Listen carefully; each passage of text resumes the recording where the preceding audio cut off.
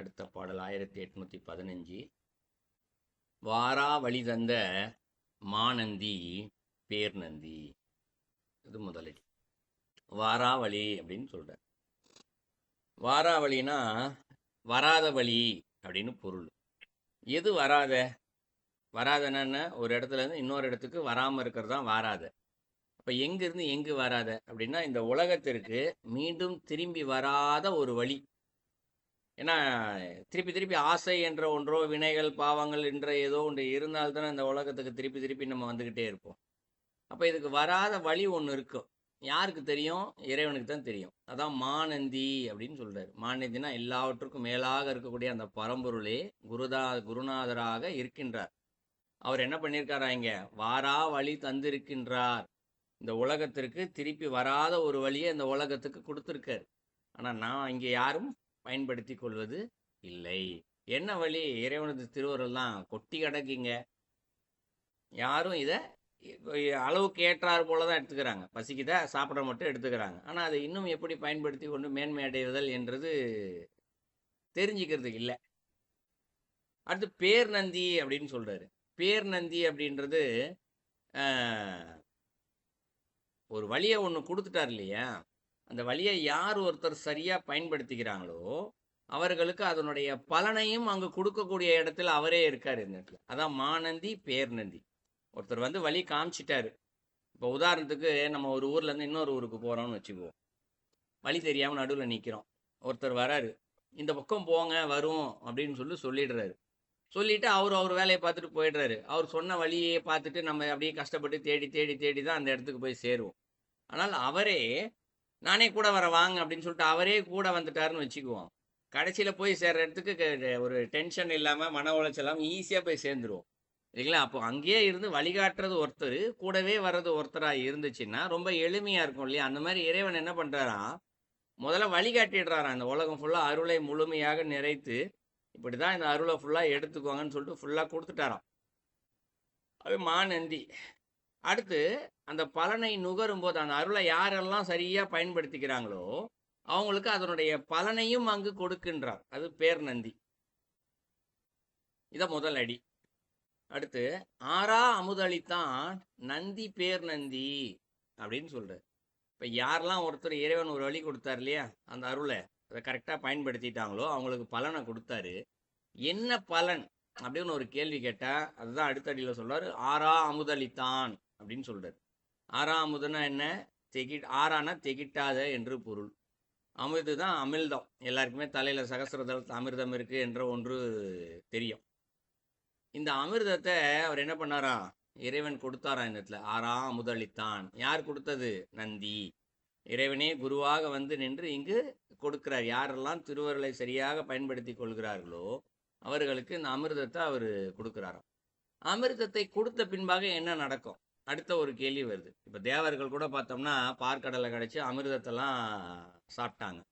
சாப்பிட்டதுனால என்ன நடந்துச்சு அவங்களுக்கு அப்படின்னா அனைவரும் இறப்பில்லாத ஒரு நிலையை பெற்றார்கள் இல்லைங்களா? அதுதான் வந்து அமிர்தத்தினுடைய பலன் என்ற ஒன்று. அதுதான் அந்த இடத்துல அவர்களுக்கு அந்த பலனை யார் கொடுத்தது? அதுதான் அடுத்ததுல சொல்றாரு பேர் நந்தி. நந்தி என்பவர் இங்க அருளை அமுதத்தையும் கொடுக்கிறாரு, அதனுடைய பலனையும் கொடுப்பவராக அவரே நிற்கின்றார். அதான் 2 வாட்டி நந்தி சொல்றாரு. முதல் நந்தி இந்த இடத்துல அமுதத்தை கொடுக்கிறாரு, 2வது நந்தி என்றது அதனுடைய பலனையும் கொடுக்குறாரு. 2 பேருமே ஒருத்தர் தான், ஆனால் பெயர் வேறு வேறு இங்க. ஸோ இவர் 2வது அடியில் சொல்றாரு. இவ்வளோ பெரிய விஷயத்தை இங்க இடத்துல இறைவன் கொடுக்குறாருல.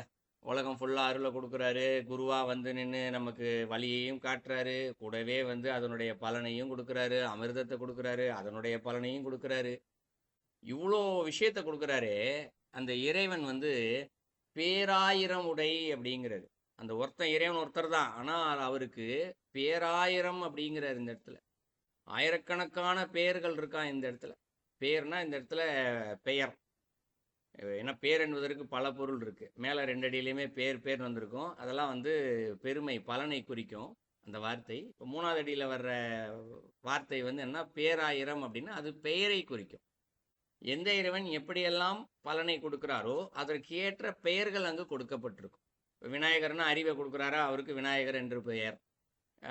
ஞானத்தை கொடுக்குறாரா, அங்கே முருகர் என்று பெயர் ஆன்ம தத்துவத்தில்.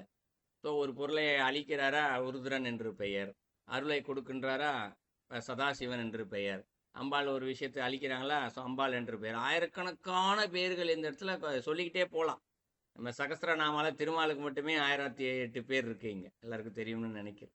இப்படி ஆயிரக்கணக்கான பெயர்கள் இருக்கு. இந்த பெயர்கள் எப்படி அவருக்கு கிடைத்தது என்றால், அவர் என்ன செயலை செய்கின்றாரோ அதனுடைய பலன்களுக்கு ஏற்றார் போல் அங்கு பெயர்கள் அவருக்கு கொடுக்கப்பட்டு இருக்கின்றது. அதான் பேராயிரம் உடை பெம்மானே அப்படிங்கிறது. அந்த 1000 பெயர்களை உடைய பெம்மான் அப்படிங்கிறாரு. பெம்மான்னா இந்த இடத்துல பெரிய மான் அப்படின்னு அர்த்தம். பெரிய மான்னா என்ன? அன்பினுடைய அளவு இல்லாத அளவு இருக்கக்கூடிய இறைவன் அப்படின்னு பொருள். ஏன் இதெல்லாம் அவர் செய்யணும்? குருவா வரணும், வழிகாட்டணும், நந்தியா இருக்கணும், பேர் நந்தியா இருக்கணும், அமிர்தத்தை கொடுக்கணும், அது ஏன் இதெல்லாம் அவர் செய்யணும்? அனைத்தும் அன்பு என்ற ஒரு காரணத்தினால்தான். அதைத்தான் இந்த இடத்துல பெரியமான் அப்படின்னு சொல்றாரு, பெம்மான் அப்படிங்கிறது. இந்த பெம்மான் எங்க இருக்காரு அப்படின்னா, கடவுளாக நமக்குள் தான் இருக்கின்றார். இந்த பாடல் வர்ற பெம்மான் என்ற வார்த்தைக்கு நேரடியாக கடவுள் என்று பெயர். கடவுள் என்றால் நமக்குள்ளே கடந்து நிற்கின்றவர் என்று பொருள். நமக்குள்ளதான் ஒருத்தருக்குள்ளேயும் இருக்காரு கடவுள்.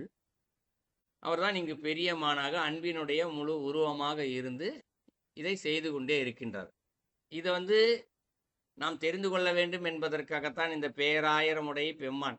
ஆனா அந்த இறைவனுக்கு பேரொன்று இலான் அப்படின்னு சொல்லிட்டார்.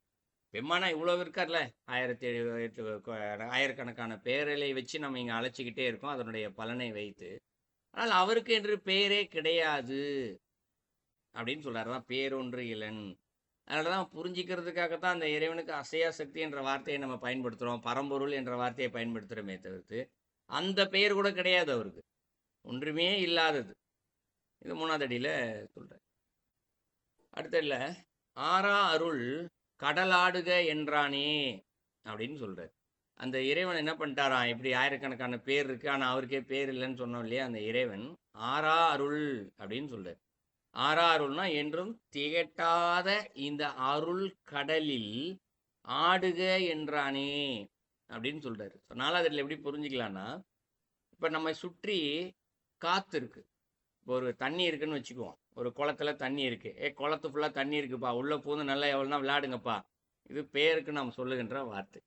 அது போலவே இப்போ நம்மளை சுற்றி காற்று இருக்கின்றது. இப்போ காற்று என்ற ஒன்றுக்குள்ளதான் நம்மளாம் நிற்கிறோம், உட்கார்ந்துருக்கோம், நடக்கிறோம், எல்லா விஷயம் காற்று என்ற ஒருளில் நம்ம இருந்துகிட்டே இருக்கோம் இல்லைங்களா? அது போலவே அருள் என்ற ஒன்றிலும் நாம் இப்பொழுது நீந்தி கொண்டுதான் இருக்கின்றோம். அருள் கடல் ஒன்று இங்க நிறைஞ்சிருக்கு. இந்த அருள் கடல்ல தான் நம்ம என்ன பண்றோம்? காற்று இருக்க மாதிரியே நடக்கிறோம், ஓடுற எல்லா வேலையும் செய்யறோம்.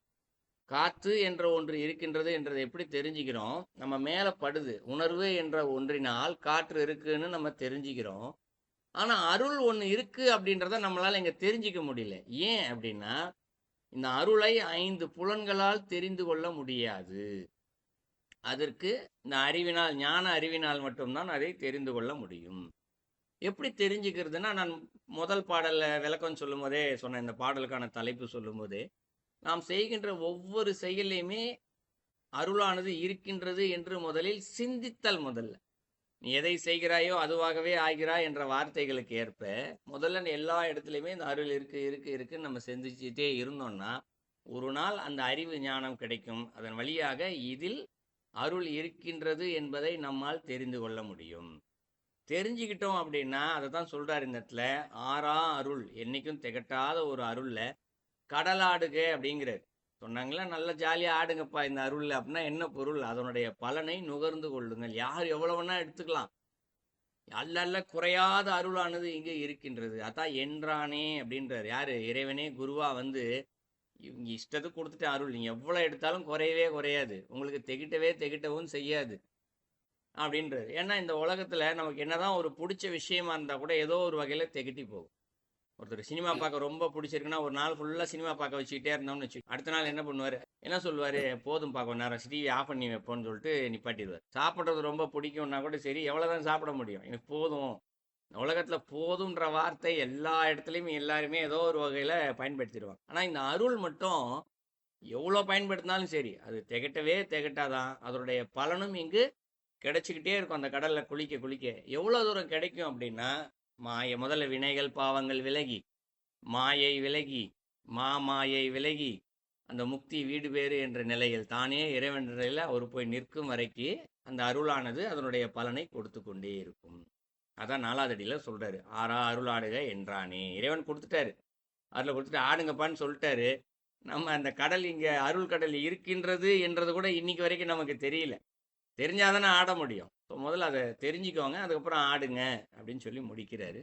ஸோ 4 அடிக்கும் சேர்த்து பொருள் பார்த்தோம் என்றால், இந்த உலகத்திற்கு திரும்பவும் வராத ஒரு பெரும் வழியை அருள் வழியாக இறைவனே குருவாக வந்து இங்கு கொடுத்திருக்கின்றார். அந்த அருளை யார் ஒருவர் நுகர ஆரம்பிக்கும் போதோ அதனுடைய பலனையும் இங்கு கொடுக்கின்றார். அதனுடைய பலன் என்னவென்று பார்த்தால், இங்கு திகிட்டாத பேரின்பமான அமிர்தத்தை கொடுக்கின்றார். பேரின்பத்தை கொடுக்கின்றார், அமிர்தத்தை கொடுக்கின்றார். யார்? அப்பவும் குருவா வந்து தான் கொடுக்குறாரு. அதை எப்படி பயன்படுத்திக்கணும்னு. அமிர்தத்தை கொடுத்தோடனே சும்மா எடுத்து குடிச்சுக்கோலாம் கொடுக்க மாட்டார். அதை எப்படி பயன்படுத்தணும்னு அவரே சொல்லி கொடுப்பார். அமிர்தத்தை பயன்படுத்துறது கூட அதை பயன்படுத்தும் போது மேலும் மேன்மையிலையும் அந்த இறைவனை கொடுக்கின்றார். அழியாத உடம்பை கொடுப்பார், இல்லை இறைவனோடு இரண்டரை கலக்கக்கூடிய முக்தியை கொடுப்பார். இப்படி இறைவன் பல விதங்களாக மனிதர்களுக்கு சொல்லி கொடுத்து கொண்டே இருக்கின்றார். அப்போ அவர் என்னென்ன மாதிரியாகலாம் வருகின்றாரோ அதன் வழியாக இவருக்கு ஆயிரக்கணக்கான பெயர்கள் இங்கு கொடுக்கப்பட்டிருக்கின்றது. எத்தனை ஆயிரம் பெயர்கள் இருந்தாலும் இறைவன் இங்கு பெயரில்லாத ஒருவனாக அன்பின் உருவமாகவே இங்கு நிற்கின்றார். ஏன்னா அன்பின் காரணமாகத்தான் இந்த இறைவன் இதை எல்லாத்தையுமே செய்து கொண்டே இருக்கின்றார். இந்த அன்பின் வழியாகவே இந்த உலகத்தில் அருள் கடல் என்ற ஒன்றை முழுமையாக கொடுத்திருக்கின்றார். இந்த கடலை அருள் கடலை தெரிந்து கொள்ளுங்கள். இந்த அருள் கடலில் திகிட்டாத அருளானது இருக்கிறது, இதில் ஆடி அதனை நுகர்ந்து கொள்ளுங்கள் அப்படின்னு சொல்லி முடிக்கிறாரு. இதுதான் அந்த பாடலுடைய கருத்து.